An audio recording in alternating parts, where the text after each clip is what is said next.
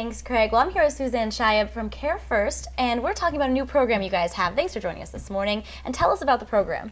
The program is our latest specialty program, and it's called Diabalance.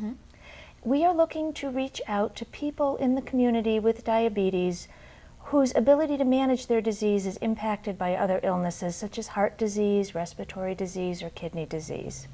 And we're looking to partner with local diabetes educators and other providers to give an extra layer of support to these people in their home and community. And now we were talking just before we came on about how important this is and how big of a problem is this in the Twin Tiers, would you say? Diabetes is a problem everywhere in America. It's really an epidemic disease. It's fueled by a lot of factors, including lifestyle, obesity, and diet choices.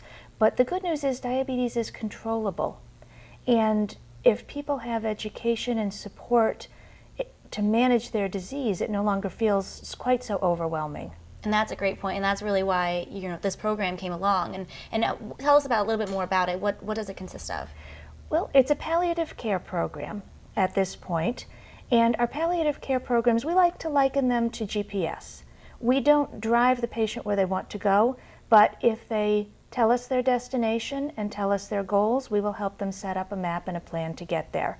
Every patient gets a care coach. The care coach can be a registered nurse or a social worker, depending on the area of the patient's needs. We meet with the patient, we do a thorough review of their medications, their health, and ask them to tell us where they need the help, what goals they have. For example, if somebody is doing well with their medications but struggling with their diet, we'll look at economic factors. Do they have the resources to get the kind of healthy food they need? And what resources exist in their community to help that happen for them? If their needs are more related to medication teaching, we'll have a nurse meet with them or hook them up with their diabetic providers in the community, get them into education and support groups so that they have what they need to succeed.